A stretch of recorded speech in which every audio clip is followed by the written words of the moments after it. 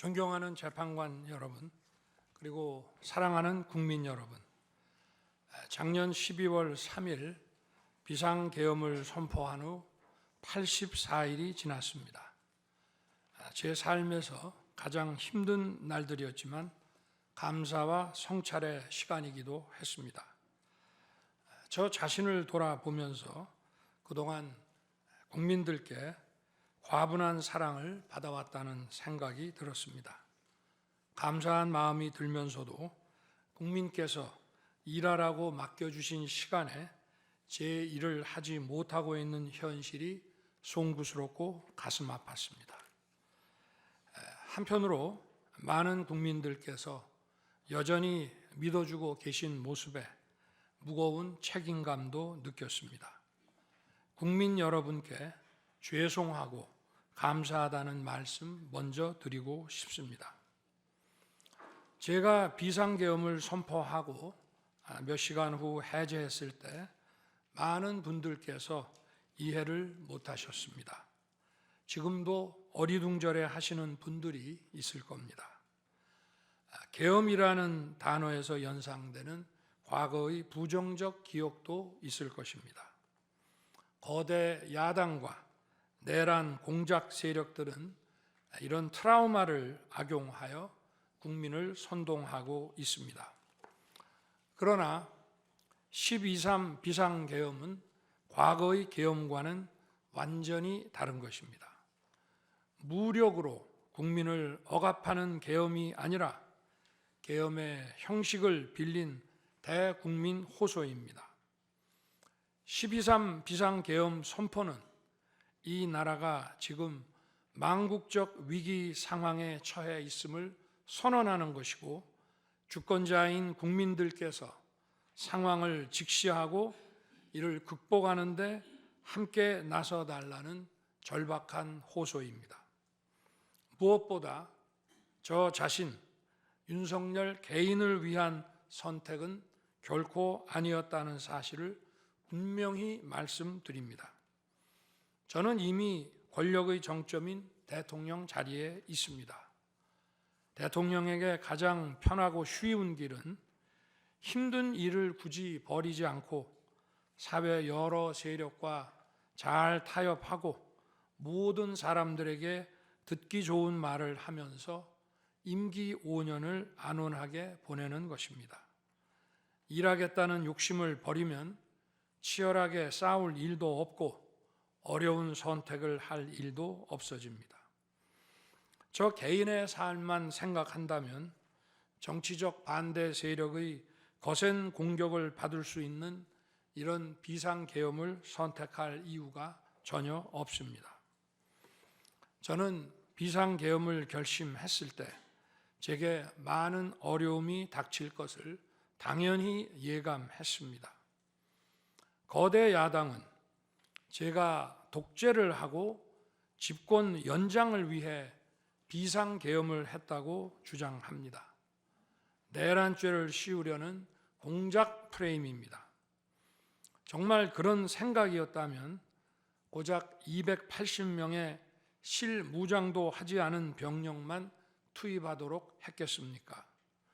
주말이 아닌 평일에 계엄 선포를 하고 계엄을 선포한 후에 병력을 이동시키도록 했겠습니까? 심판정 증거조사에서 드러난 사실에 의하면 그나마 계엄 해제 요구 결의 이전에 국회에 들어간 병력은 106명에 불과하고 본관에 들어간 병력은 15명입니다. 15명이 유리창을 깨고 들어간 이유도 자신들의 근무 위치가 본관인데 입구를 시민들이 막고 있어서 충돌을 피하기 위해 불 꺼진 창문을 찾아 들어간 것입니다. 또한 국회의 해제 요구 결의가 이루어진 이후에 즉시 모든 병력을 철수했습니다. 투입된 군의 병력이 워낙 소수이다 보니 국회 외곽 경비와 질서 유지는 경찰에 요청했습니다. 경찰은 인근 전장년 집회 대응 경력 300명을 국회 외곽에 보냈습니다. 부상당한 군인들은 있었지만 일반 시민들은 단 한 명의 피해도 없었습니다. 처음부터 저는 국방장관에게 이번 비상계엄의 목적이 대국민 호소용임을 분명히 밝혔습니다. 또한 국회의 계엄 해제 요구가 신속히 뒤따를 것이므로 계엄 상태가 오래가지 않을 것이라고 했습니다. 하지만 그런 내용을 사전에 군 지휘관들에게 그대로 알릴 수는 없었습니다. 그래서 최소한의 병력을 실무장하지 않은 상태로 투입함으로써 군의 임무를 경비와 질서 유지로 확실하게 제한한 것입니다. 많은 병력이 무장 상태로 투입되면 아무리 조심하고 자제하라고 해도 군중과 충돌하기 쉽습니다. 그런 일이 발생하지 않도록 원천 차단한 것이고 실제 결과도 예상대로였습니다. 제가 소수의 병력, 비무장, 경험 있는 장병 이 세 가지를 장관에게 명확히 지시한 이유입니다. 그런데도 거대 야당은 이것을 내란이라고 주장하고 있습니다. 병력 투입 시간이 불과 2시간도 안 되는데 2시간짜리 내란이라는 것이 있습니까?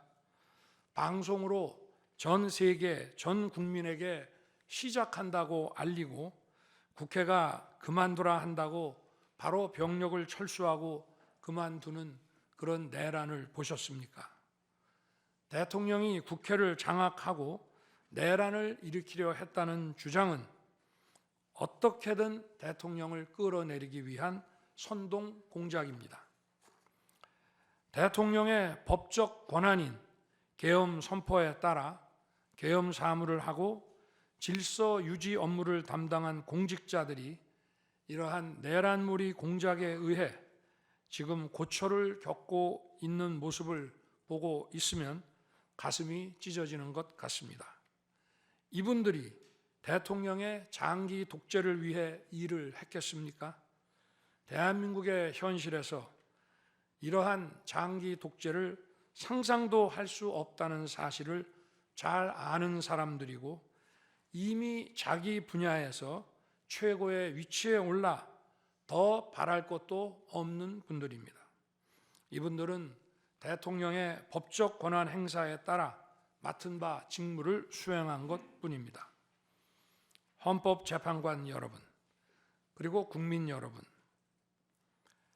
대통령의 자리에서 많은 정보를 가지고 국정을 살피다 보면 남들에게는 보이지 않는 것들, 겉으로는 잘 드러나지 않는 문제점들이 많이 보이게 됩니다. 당장은 괜찮아 보여도 얼마 뒤면 큰 위기로 닥칠 일들이 대통령의 시야에는 바로 들어옵니다. 서서히 끓는 솥 안의 개구리처럼 눈앞의 현실을 깨닫지 못한 채 벼랑 끝으로 가고 있는 이 나라의 현실이 보였습니다.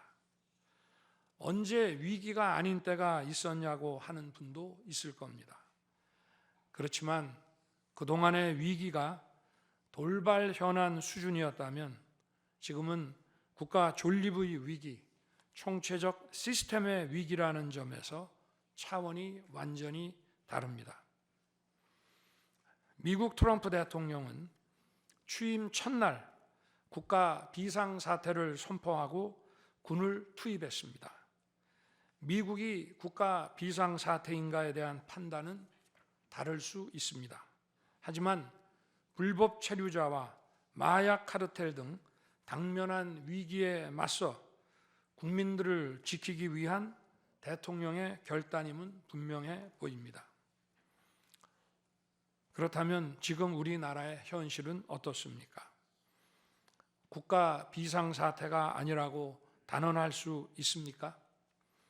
북한을 비롯한 외부 주권 침탈 세력들과 우리 사회 내부의 반국가 세력이 연계하여 국가 안보와 계속성을 심각하게 위협하고 있습니다. 이들은 가짜 뉴스, 여론 조작, 선전선동으로 우리 사회를 갈등과 혼란으로 몰아넣고 있습니다. 당장 2023년 적발된 민주노총 간첩단 사건만 봐도 반국가 세력의 실체를 쉽게 확인할 수 있습니다. 이들은 북한 공작원과 접선하여 직접 지령을 받고 군사시설 정보 등을 북한에 넘겼습니다. 북의 지령에 따라 총파업하고 미국 대통령 방한 반대, 한미연합훈련 반대, 이태원 참사 반정부 시위 활동 등을 펼쳤습니다. 심지어 북한의 지시에 따라 총선과 대선에 개입한 정황도 드러났습니다. 지난 대선 직후에는 대통령 탄핵의 불씨를 지피라면서 구체적인 행동 지령까지 내려왔습니다. 실제로 대통령 당선인이 취임하기도 전인 2022년 3월 26일 윤석열 선제 탄핵 집회가 열렸고, 그때부터 2024년 12월 초까지 무려 178회의 대통령 퇴진 탄핵 집회가 열렸습니다. 이 집회에는 민노총 산하 건설노조, 언론노조 등이 참여했고 거대 야당 의원들도 발언대에 올랐습니다. 결국 북한의 지령대로 된 것 아닙니까? 요즘 세상에 간첩이 어디 있냐고 말하는 분들도 있습니다. 하지만 간첩은 없어진 것이 아니라 대한민국의 자유민주주의를 무너뜨리는 체제 전복 활동으로 더욱 진화한 것입니다. 그런데 이러한 간첩 활동을 막는 우리 사회의 방어막은 오히려 약해지고 곳곳에 구멍이 난 상태입니다. 지난 민주당 정권의 입법 강행으로 2024년 1월부터 국정원의 대공수사권이 박탈됐습니다. 간첩단 사건은 노하우가 축적된 기관에서 장기간 치밀하게 수사를 해야 합니다. 그런데 제대로 준비할 시간도 없이 전문성과 경험이 부족한 경찰에 대공수사권이 넘어가 버렸습니다. 간첩이 활개치는 환경이 만들어진 것입니다. 게다가 애써 잡아도 재판이 장기간 방치되는 상황까지 발생하고 있습니다. 현재 재판이 진행 중인 간첩 사건이 민노총 간첩단, 창원 간첩단, 청주 간첩단, 제주 간첩단 등 4건이나 됩니다. 그런데 청주 간첩단 사건은 1심 판결까지 29개월이 넘게 걸렸고, 민노총 간첩단 사건도 1심 판결에 1년 6개월이 걸렸습니다. 이들은 구속기간 만료 후 석방되어 1심 판결로 법정 구속이 될 때까지 버젓이 활보하고 다녔습니다. 현재 창원 간첩단 사건은 2년 가까이 재판이 중단되어 있고, 제주 간첩단 사건도 1년 10개월째 재판이 파행 중입니다. 모두 석방된 상태입니다. 간첩을 잡지도 못하고 잡아도 제대로 처벌도 못하는데 이런 상황이 과연 정상입니까? 그런데도 거대 야당은 민노총을 옹호하기 바쁘고 국정원 대공수사권 박탈에 이어 국가보안법 폐지까지 주장하고 있습니다. 경찰의 대공수사에 쓰이는 특활비마저 전액 삭감해서 영원으로 만들었습니다. 한마디로 간첩을 잡지 말라는 것입니다. 작년에는 중국인들이 드론을 띄워 우리 군사기지, 국정원, 국제공항과 국내 미군 군사시설을 촬영하다 연이어 적발되었습니다. 이들을 간첩죄로 처벌하기 위해서는 법률을 개정해야 하는데 거대 야당이 완강히 거부하고 있습니다. 국가 핵심 기술을 유출하는 산업 스파이도 최근 급증하고 있습니다. 반도체, 디스플레이 등 기술 유출 피해가 수십조 원에 달하는데 그 3분의 2가 중국으로 유출됩니다. 중국은 사진 한 장만 잘못 찍어도 우리 국민을 마음대로 구금하는 강력한 반간첩법을 시행하고 있는데 거대 야당은 산업 스파이를 막기 위한 간첩죄 법률 개정조차 가로막고 있습니다. 또한 거대 야당은 방산 물자를 수출할 때 국회 동의를 받도록 하는 방위사업법 개정안을 당론으로 추진하고 있습니다. 방산 비밀 자료를 국회에 제출해야 하고 거대 야당이 반대하면 방산 물자도 수출할 수 없게 됩니다. 국회에 제출된 방산 비밀 자료들이 제대로 보안 유지가 되며 적대 세력에 넘어가지 않는다고 누가 보장할 수 있겠습니까? 방산 기밀 자료가 이렇게 유출되면 상대국에서 우리 방산 물자를 수입하겠습니까? 북한, 중국, 러시아가 원치 않는 자유세계에 방산 수출을 하지 말라는 말과 같습니다. 방산 수출은 단순히 돈을 버는 것만이 아닙니다. 수출 상대국과 전략적 연대를 강화하고 더 나아가 자유세계 많은 국가들과 국방 협력을 이루어서 우리의 안보를 튼튼하게 하는 것입니다. 이러한 방산 수출을 권장하기는커녕 이렇게 방해하는 것이 결국 누구에게 도움되는 것입니까? 거대 야당은 우리 국방력을 약화시키고 군을 무력화하는 데도 앞장서고 있습니다. 여러분이 다 아시는 바와 같이 북한은 우크라이나에 많은 병력을 파병하여 러시아와 군사 밀착을 시도하고 있습니다. 우리에게 매우 심각한 안보 위협입니다. 그런데도 이를 살피기 위해 참관단을 보내려 하자 거대 야당은 당시 신원식 국방장관 탄핵까지 겁박하며 결사적으로 이를 막았습니다. 심지어 거대 야당은 우크라이나 참관단 파견, 대북 확성기와 오물풍선 대응 검토 등 군의 정당한 안보 활동까지 외환죄라고 우기고 있습니다. 국가와 국민의 안전을 지키려는 대통령을 전쟁광이라고 비난하고 북핵 위협에 대응하는 한미일 합동훈련을 극단적 친일 행위라고 매도했습니다. 1차 대통령 탄핵 소추안에는 북중러를 적대시하는 것이 탄핵 사유라고 명기했습니다.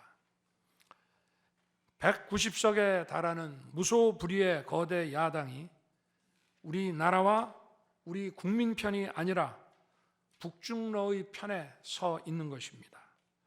이러한 상황이 국가 위기 상황이 아니면 뭐란 말입니까? 이뿐이 아닙니다. 거대 야당은 핵심 국방 예산을 삭감하여 우리 군을 무력화하려 하고 있습니다.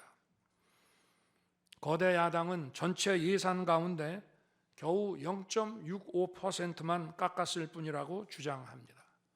그러나 그 0.65%가 어디냐가 중요한 것입니다. 마치 사람의 두 눈을 빼놓고 몸 전체에서 겨우 눈알 2개 뺐다고 말하는 것과 같은 얘기입니다.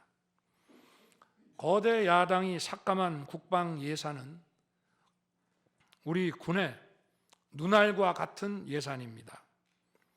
북한 핵과 미사일 기지를 선제 타격하는 키일체인의 핵심인 정찰 자산 예산을 대폭 삭감했습니다.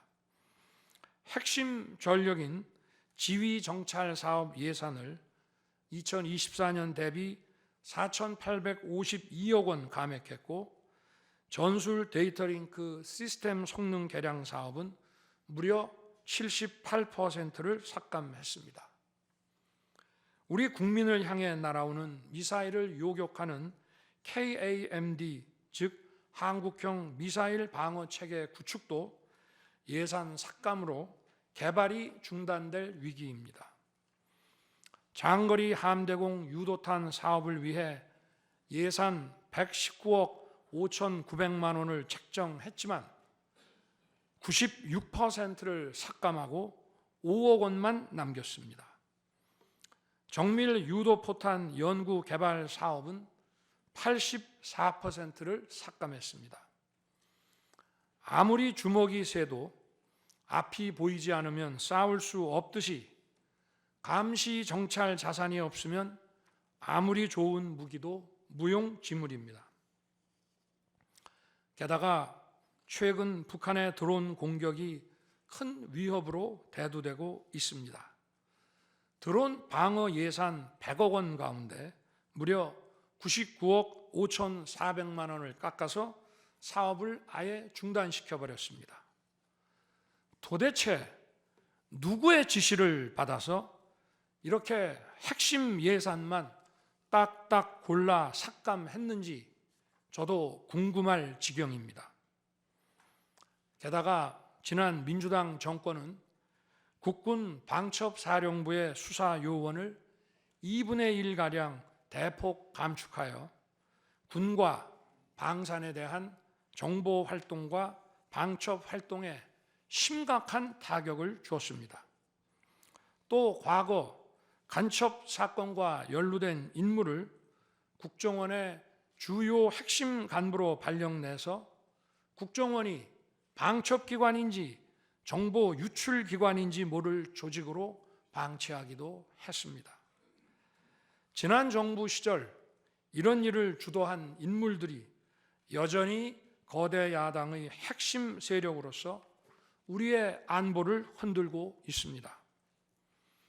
우리 정부 들어 국가정보원이 국가안보의 중추기관으로 거듭날 수 있도록 노력하였고 국군 방첩사의 역량 보강을 위해 힘썼습니다마는 아직 문제의 뿌리를 제대로 다 드러내지 못했습니다.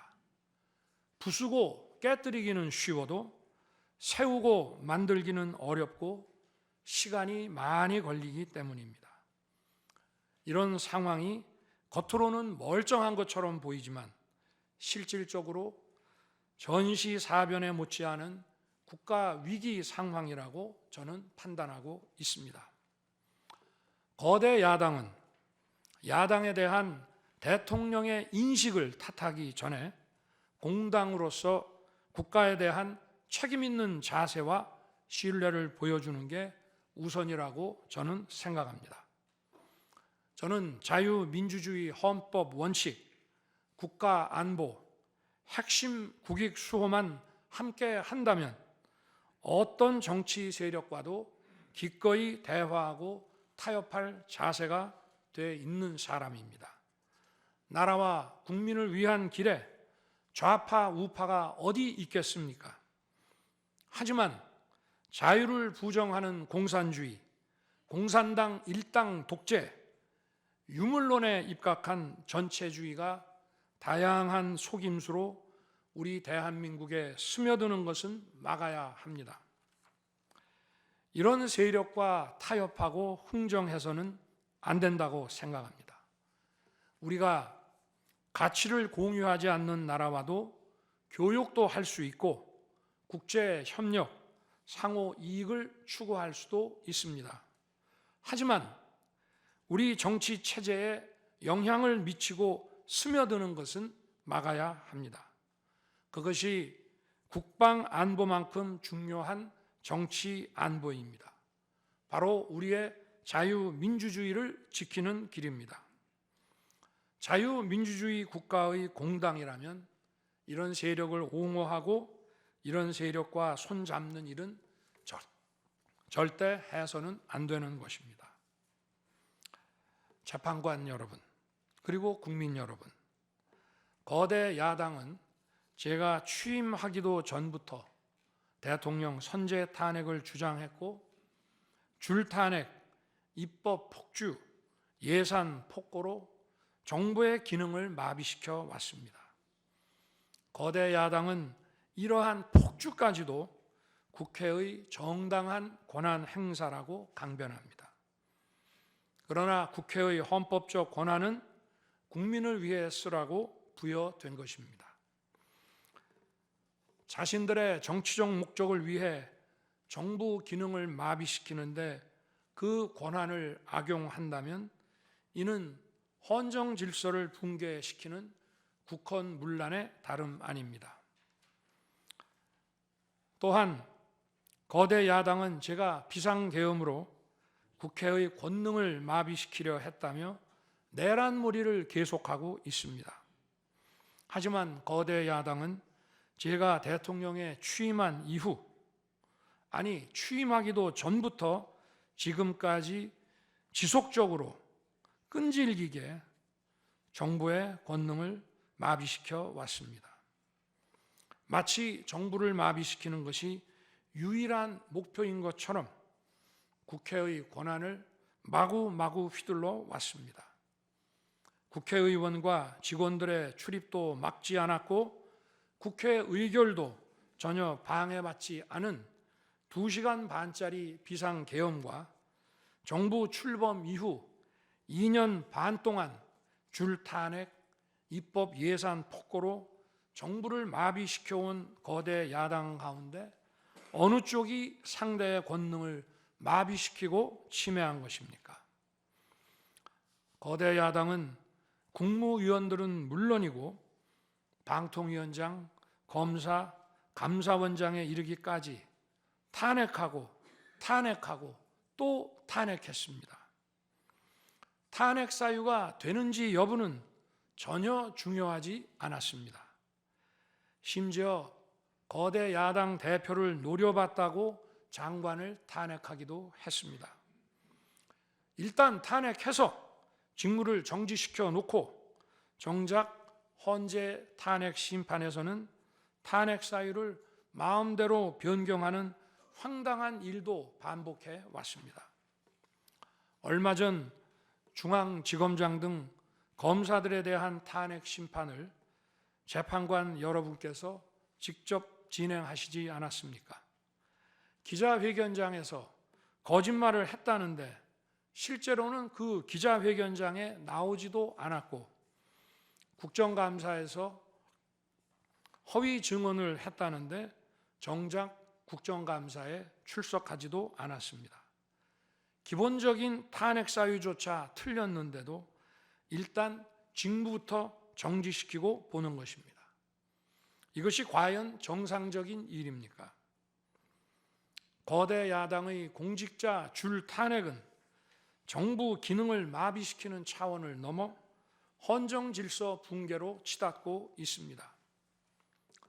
이태원 참사가 발생하자 거대 야당은 연일 진상규명을 외치면서 참사를 정쟁에 이용했습니다. 급기야 행정안전부 장관을 탄핵했습니다. 당시 북한이 민노총 간첩단에게 보낸 지령문에 이런 내용이 있습니다. 이번 특대형 참사를 계기로 사회 내부에 세월호 참사 진상규명 투쟁과 같은 정세 국면을 조성하는 데 중점을 두고 각계각층의 분노를 최대한 분출시켜라. 거대 야당이 북한 지령을 받은 감첩단과 사실상 똑같은 일을 벌인 것입니다. 이야말로 사회의 갈등과 혼란을 키우는 선동 탄핵이라 할 것입니다. 거대 야당은 자신들의 당대표를 수사하는 검사들도 줄줄이 탄핵하고 서울중앙지검장까지 탄핵했습니다. 검사 탄핵은 그 자체로도 수사 방해이지만 검사 탄핵을 지켜보는 판사들에 대한 겁박이 되기 마련입니다. 야당 대표에 대한 검찰 수사를 막고 야당 대표의 범죄를 심판할 판사들까지 압박하기 위한 방탄 탄핵인 것입니다. 급기야 거대 야당은 지난 정부의 이적 행위를 감사하던 감사원장까지 탄핵했습니다. 거대 야당은 감사원장 탄핵 소추안에 사드 정식 배치 고의 지연 의혹 감사를 탄핵 사유로 포함시켰습니다. 이 사건은 지난 민주당 정부의 안보라인 고위직 인사 4명이 주한 중국 대사관 무관에게 사드 배치 작전명, 작전 일시, 작전 내용 등 국가 기밀 정보를 넘겨준 간첩 사건입니다. 감사원은 이를 적발하고 검찰에 수사 의뢰하는 등 감사 조치를 진행하였는데 이것이 탄핵 사유라는 것입니다. 자신들의 간첩 행위를 무마하기 위한 이적 탄핵이 아닐 수 없습니다. 헌법기관인 감사원장에 대한 무차별 탄핵은 그 자체로도 심각한 헌법 파괴 행위이지만 이적 행위까지 탄핵으로 덮는 것을 보며 이야말로 자유민주주의를 무너뜨리는 망국적 위기 상황이라고 판단한 것입니다. 또 한편 정부 각 부처들은 국민의 세금으로 엄청난 규모의 예산을 사용 집행하고 있습니다. 수많은 산하 기관도 거느리고 있습니다. 그런데 이런 부처의 수장들을 탄핵 소추로 직무정지시켜 그 부처의 기능을 마비시키거나 심각하게 저해한다면 기회 비용과 재정적 측면에서도 국가와 국민에 얼마나 막대한 경제적 피해를 입히는 것이 되겠습니까? 거대 야당은 공직자를 무차별 탄핵 소추하고 소추인 난 변호사 비용도 국민 세금으로 사용하고 있습니다. 그렇지만 억울하게 탄핵 소추된 공직자들은 직무가 정지된 상황에서 자기 개인 자금으로 변호사 비용까지 조달해야 합니다. 정부 공직자들은 거대 야당의 이러한 폭거에 한없이 위축될 수밖에 없습니다. 이처럼 거대 야당은 선동 탄핵, 방탄 탄핵, 이적 탄핵으로 대한민국을 무너뜨리고 있습니다.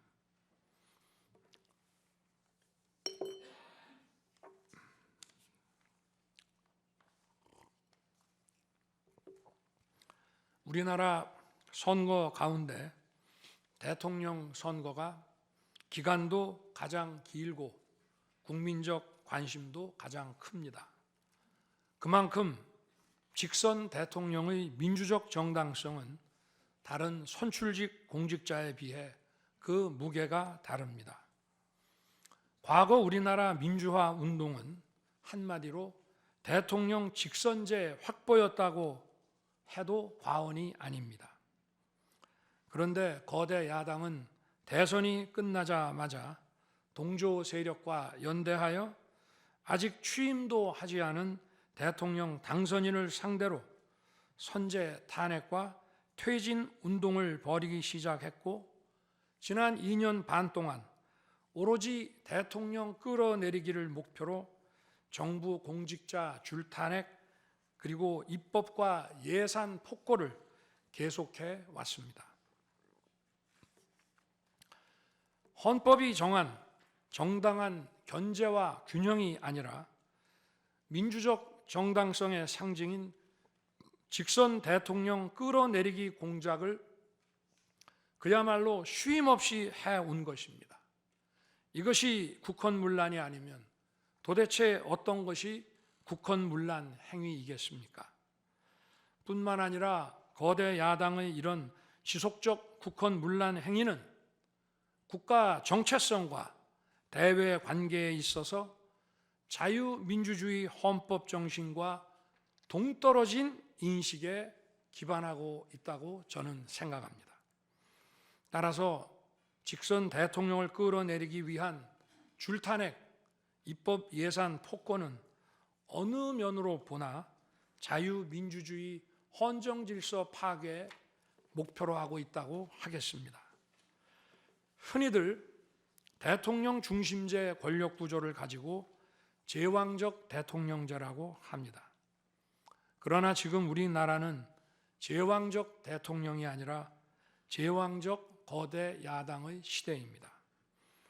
그리고 제왕적 거대 야당의 폭주가, 그 독재가 대한민국의 존립 위기를 불러오고 있습니다.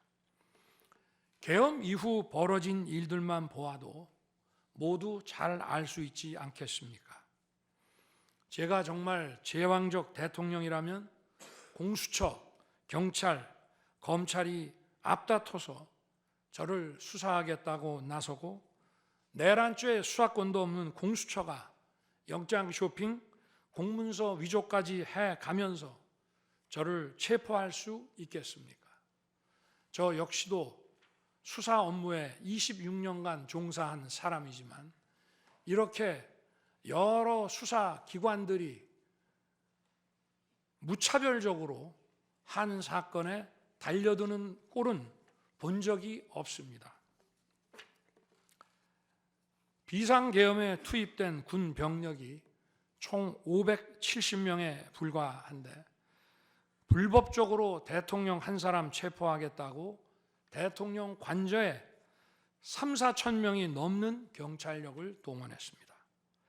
대통령과 거대 야당 가운데 어느 쪽이 제왕적 권력을 휘두르며 이 나라의 헌정 질서를 무너뜨리고 있습니까?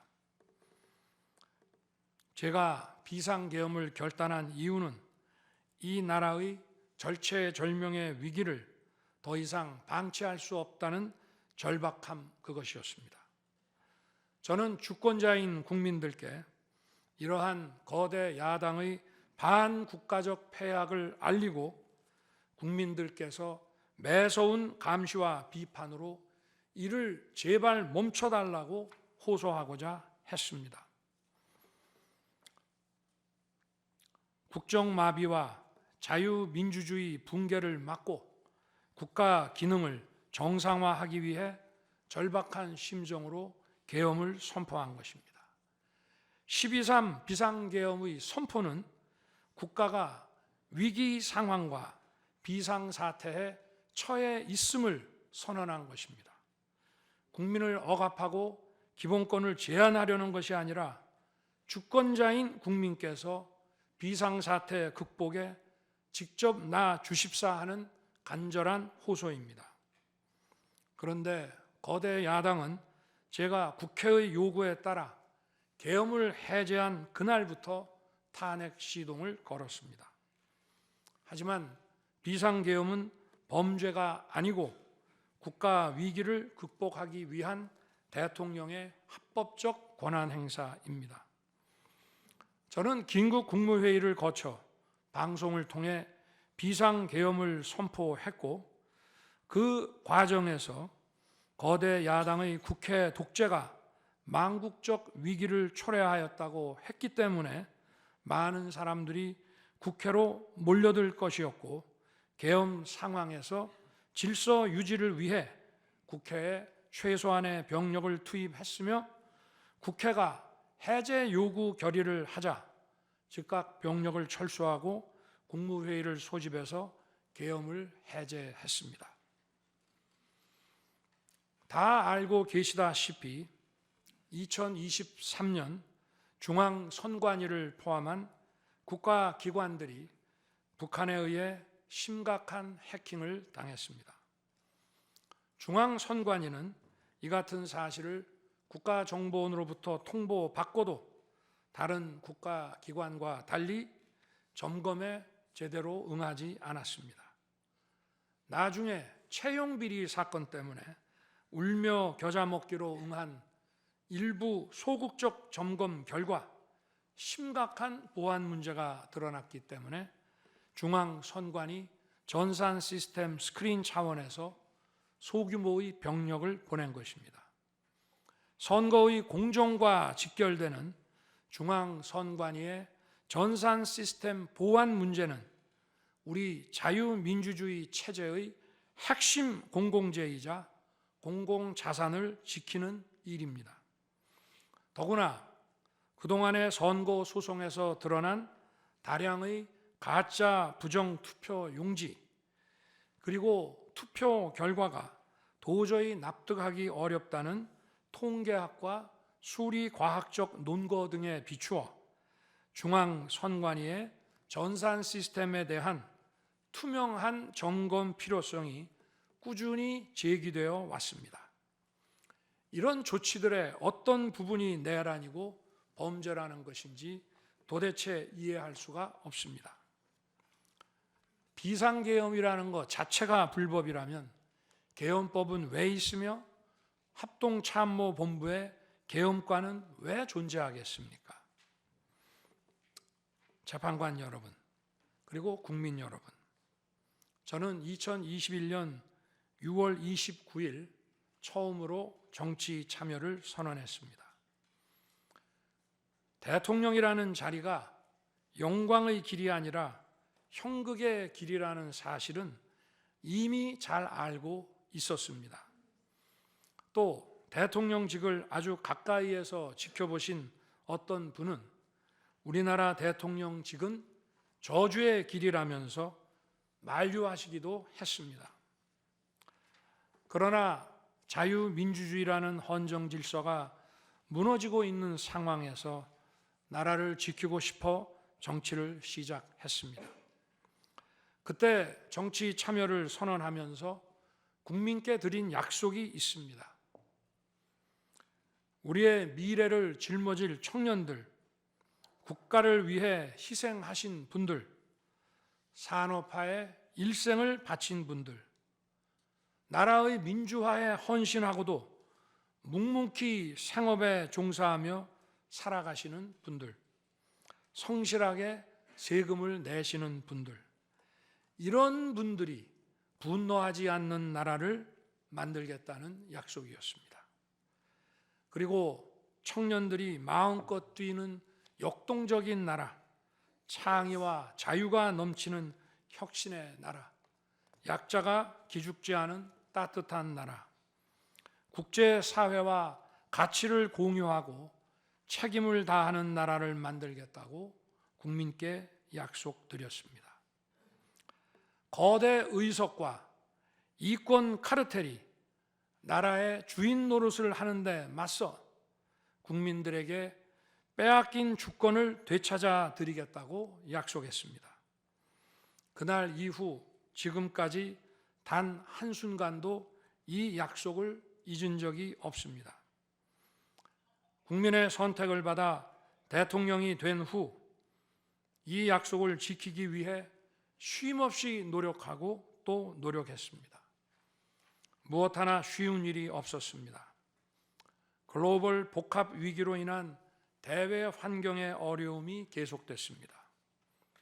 지난 민주당 정부의 잘못된 소주성 정책과 부동산 정책은 우리 경제와 민생의 문제를 풀어가는데 계속 발목을 잡았습니다.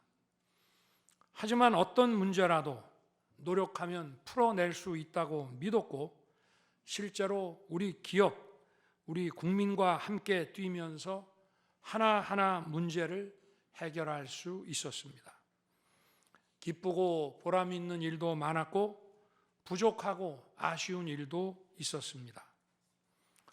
무엇보다 국가 안보와 국민 안전을 지키는 제복 입은 공직자에 대한 처우 개선 추진이 보람된 일이었습니다.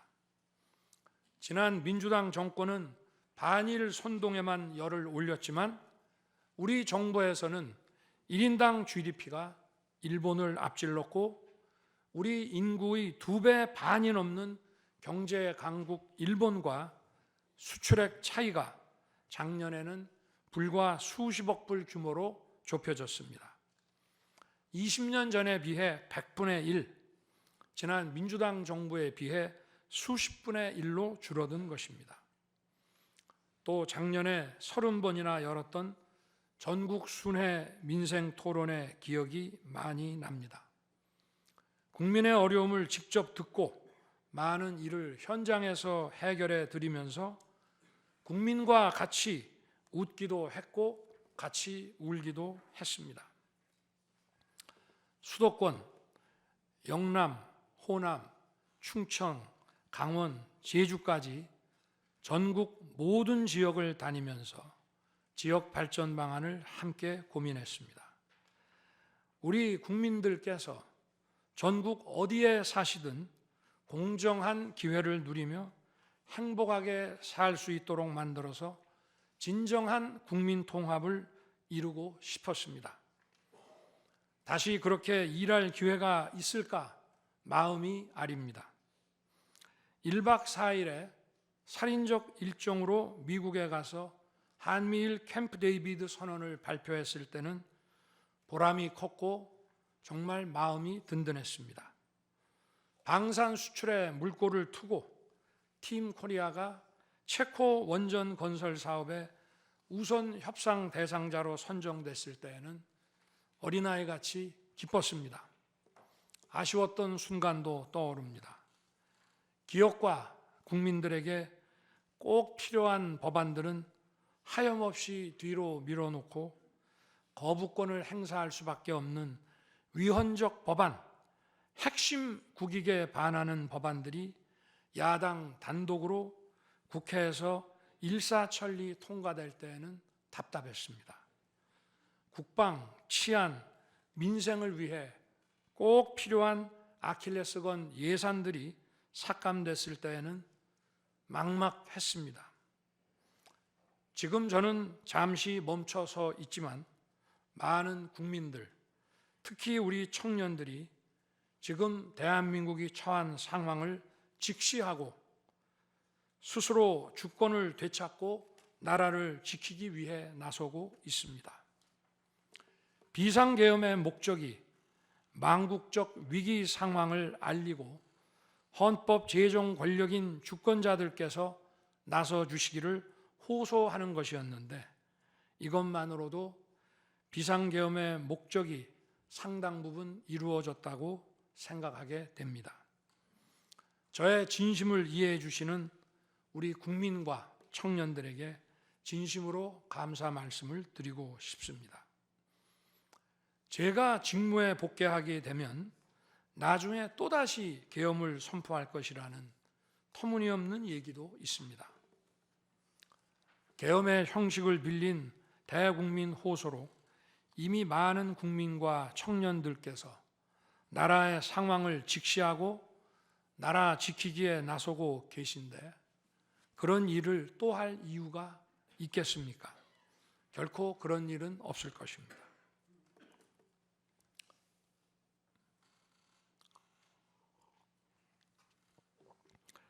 헌법재판관 여러분, 그동안 심판정에서 다루어진 쟁점들 가운데 두 가지에 대해서만 간략히 말씀드리겠습니다. 세세한 사실관계를 언급하기보다 상식선에서 간단히 말씀드리겠습니다. 우선 제가 국회의원을 체포하거나 본회의장에서 끌어내라고 했다는 것입니다. 정말 터무니없는 얘기입니다. 상식적으로 이렇게 해서 도대체 뭘 어떻게 하겠습니까? 의원들을 체포하고 끌어내서 계엄 해제를 늦추거나 막는다 한들 방송으로 온 국민과 전 세계가 지켜보고 있는데 그 다음에 뭘 어떻게 하겠습니까? 계엄 당일 국회의장의 발언대로 국회는 어디서든 본회의를 열어 계엄 해제를 의결할 수 있습니다. 영화나 소설에 나오기도 하지만 현실적으로 이런 일을 하려면 군으로 국가를 완전히 장악하는 계획과 정치 프로그램을 미리 가지고 있어야 합니다. 그런데 실제 상황이 어땠습니까? 계엄 사무를 담당할 주요 지휘관들이 계엄 직전에 어디에 있었는지 이 심판정에서 다 드러났습니다.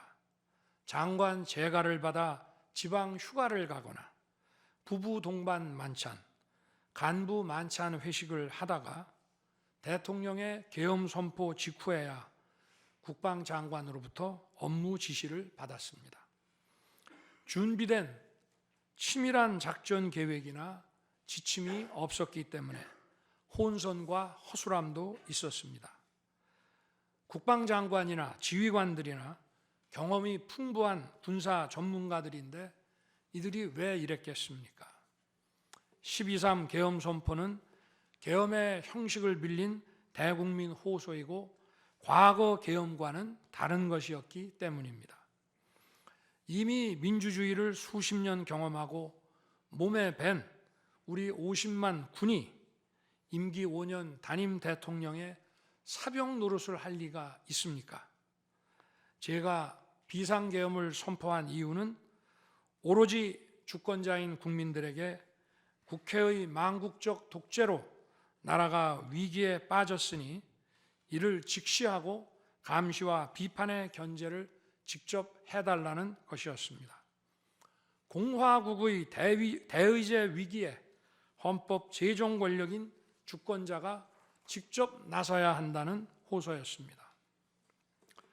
의원을 체포하거나 끌어내라고 했다는 주장은 국회에 280명의 질서유지 병력만 계비간 상태에서 앞뒤가 맞지 않는 얘기입니다. 국회가 비어있는 주말도 아니고 회기 중인 평일에 이런 병력으로 터무니없는 얘기입니다. 의원만 300명이고 직원들과 보좌진을 합치면 몇천 명이 넘습니다. TV 생중계를 보더라도 계엄 선포 후 얼마 지나지 않아 이미 국회 마당과 본관에는 수천 명의 국회 관계자와 민간인들이 들어왔습니다.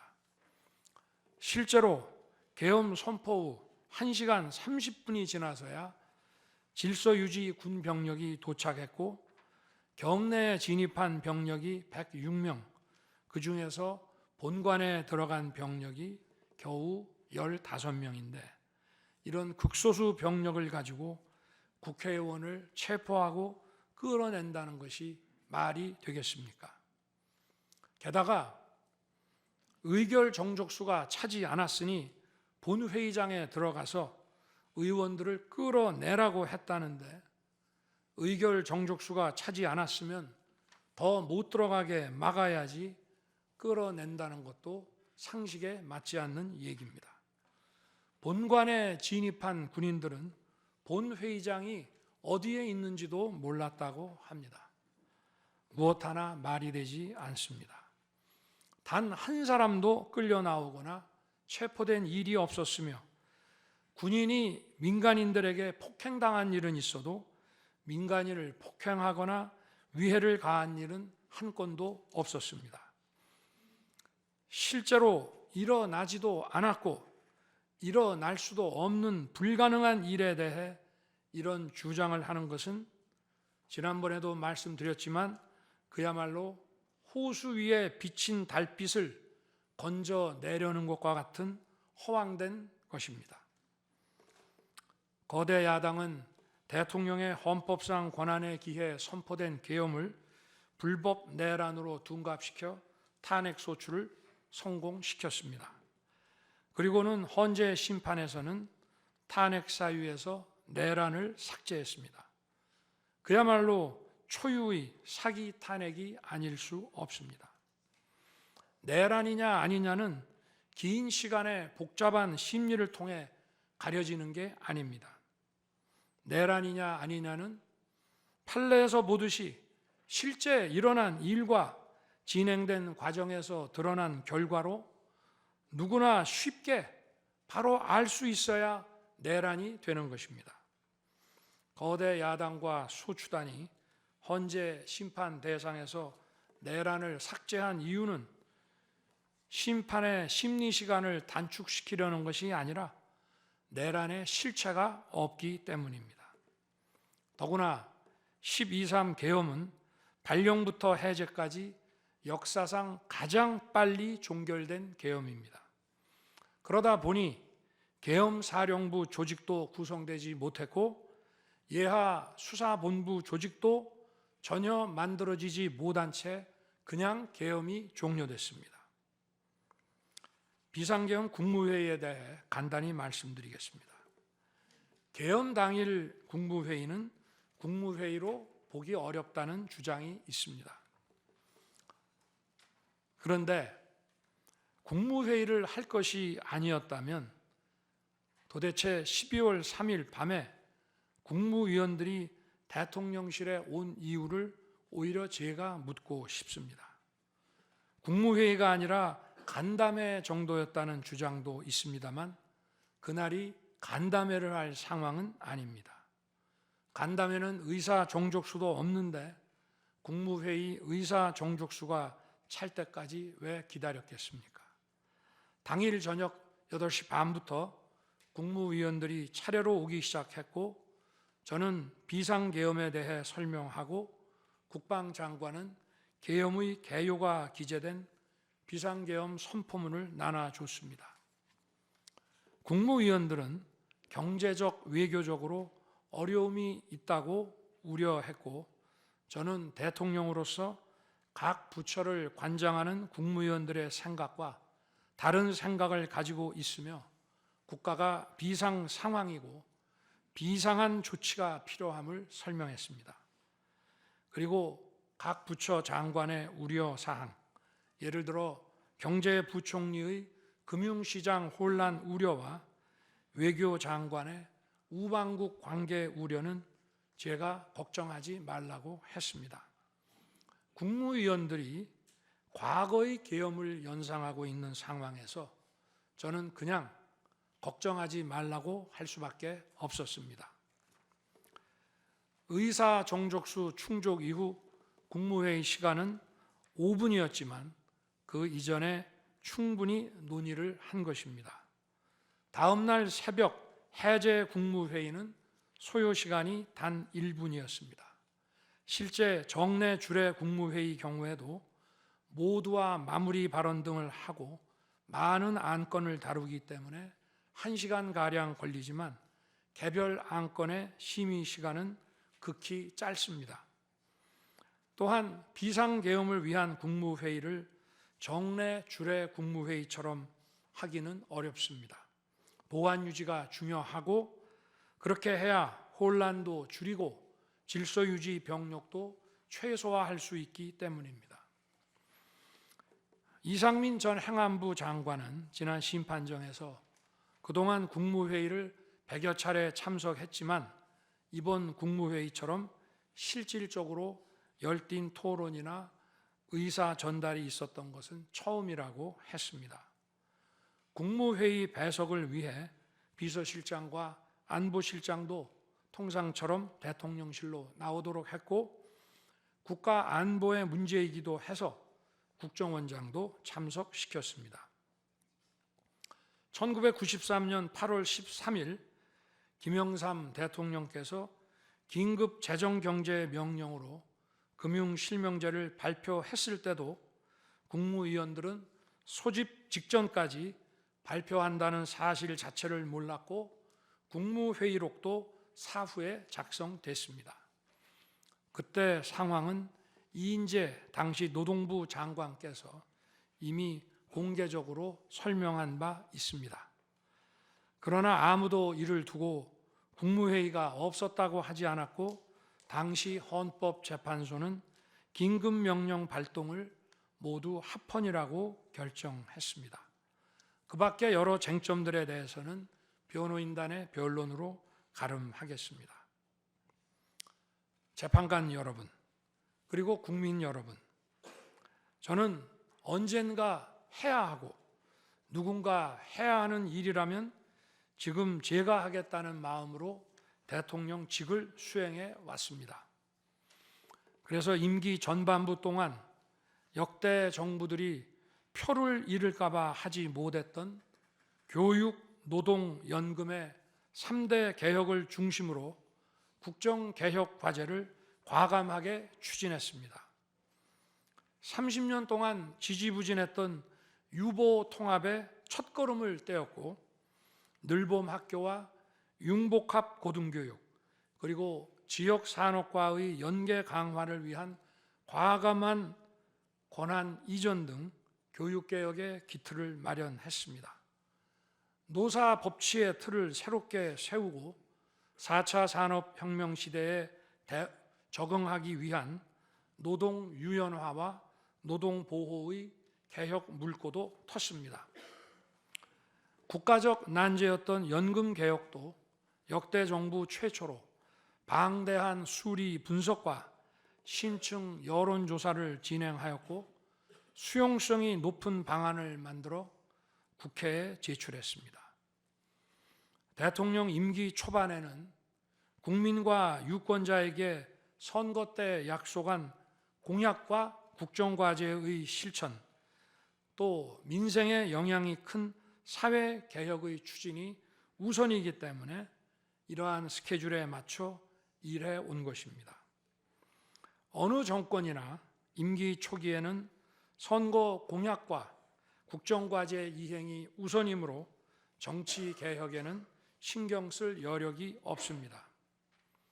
그러다가 전직 대통령들의 5년 임기가 금방 다 지나갔고 변화된 시대에 맞지 않는 87 체제가 여전히 유지되고 있습니다. 정치가 국민을 불편하게 만들고 나라의 발전을 가로막고 있습니다. 또 국가의 미래를 결정하는 일에 미래의 주역인 청년들이 참여할 수 있도록 정치와 행정의 문턱이 더 낮춰져야 합니다. 제가 직무에 복귀하게 된다면 먼저 87 체제를 우리 몸에 맞추고 미래 세대에게 제대로 된 나라를 물려주기 위한 개헌과 정치개혁의 추진에 후반부를 집중하려고 합니다. 저는 이미 대통령직을 시작할 때부터 임기 중반 이후에는 개헌과 선거제 등 정치 개혁을 추진하겠다는 계획을 가지고 있었습니다. 현직 대통령의 희생과 결단 없이는 개헌과 정치 개혁을 할 수 없습니다. 그래서 내가 이것을 해내자고 생각했던 것입니다. 저는 여러 전직 대통령들이 후보 시절 공약하고도 이행하지 못한 청와대 국민 반환도 당선 직후 즉시 추진하고 이행한 바 있습니다. 자녀 임기에 연연해하지 않고 개헌과 정치 개혁을 마지막 사명으로 생각하여 87 체제 개선에 최선을 다하고 싶습니다. 개헌과 정치 개혁 과정에서 국민 통합을 이루는 데도 노력을 다할 것입니다. 결국 국민 통합은 헌법과 헌법 가치를 통해 이루어지는 만큼 개헌과 정치 개혁이 올바르게 추진된다면 그 과정에서 갈라지고 분열된 국민들이 통합될 것이라고 믿습니다. 그렇게 되면 현행 헌법상 자녀 임기에 연연해야 할 이유가 없고 오히려 제게는 크나큰 영광이라고 생각합니다. 그리고 국정 업무에 대해서는 급변하는 국제 정세와 글로벌 복합 위기 상황을 감안하여 대통령은 대외 관계에 치중하고 국내 문제는 총리에게 대폭 위임할 생각입니다. 우리 경제는 다른 어느 나라보다 대외 의존도가 높습니다. 특히 미 트럼프 행정부 출범 이후 국제 질서의 급변과 글로벌 경제 안보의 불확실성에 크게 영향을 받을 수밖에 없습니다. 지금 우리가 국가 노선을 어떻게 선택하느냐에 따라 이 위기가 기회가 될 수도 있고 돌이킬 수 없는 재앙을 맞을 수도 있습니다. 글로벌 중추 외교 기조로 역대 가장 강력한 한미 동맹을 구축하고 한미일 협력을 이끌어낸 경험으로 대외 관계에서 국익을 지키는 일에 매진하고 싶습니다. 임기 전반기에도 지방시다위원회와 국민통합위원회를 통해 지역별, 세대별 계층별 통합을 위해 노력해 왔지만 앞으로도 국민을 하나로 묶고 국가 전체의 시너지를 올리는 국민 통합에 더욱 노력할 것입니다. 존경하는 헌법재판관 여러분, 먼저 촉박한 일정의 탄핵 심판이었지만 충실한 심리에 애써주신 재판관님들께 깊이 감사드립니다. 이번 심리는 내란 탄핵으로 소추한 후 심판 대상에서 내란을 삭제한 소추단 측이 제시한 쟁점 위주로 이루어지게 됐습니다. 그러다 보니 제가 12.3 비상계엄을 선포한 이유와 그 불가피성에 대해서는 충분히 설명드릴 기회가 부족했다고 생각합니다. 서면으로 성실하게 관련 자료를 제출하였으니 대통령으로서 고뇌의 결단을 한 이유를 깊이 생각해 주시기 바랍니다. 또 많은 국가 기밀 정보를 다루는 대통령으로서 재판관님들께 모두 설명드릴 수 없는 부분에까지 재판관님들의 지혜와 해안이 미칠 것이라 믿습니다. 다시 한번 재판관님들의 노고에 감사드립니다. 그리고 사랑하는 대한민국 국민 여러분, 국가와 국민을 위한 계엄이었지만 그 과정에서 소중한 국민 여러분께 혼란과 불편을 끼쳐드린 점 진심으로 죄송스럽게 생각합니다. 저의 구속 과정에서 벌어진 일들로 어려운 상황에 처한 청년들도 있습니다. 옳고 그름에 앞서서 너무나 마음이 아프고 미안합니다. 정말 미안한 생각을 가지고 있습니다. 저는 대통령에 출마할 때 나라를 위해 목숨을 바치겠다고 결심했습니다. 지난 12.3 계엄과 탄핵소추 이후 엄동설안에 저를 지키겠다고 거리로 나선 국민들을 보았습니다. 저를 비판하고 질책하는 국민들의 목소리도 들었습니다. 서로 다른 주장을 하고 있지만 모두 대한민국을 사랑하는 마음이라고 생각합니다. 부족한 저를 지금까지 믿어주시고 응원을 보내주고 계신 국민 여러분께 진심으로 감사드립니다. 저의 잘못을 꾸짖는 국민의 질책도 가슴에 깊이 새기겠습니다. 그리고 이 모든 과정이 새로운 대한민국으로 도약하는 디딤돌이 될 수 있도록 최선을 다하겠습니다. 감사합니다.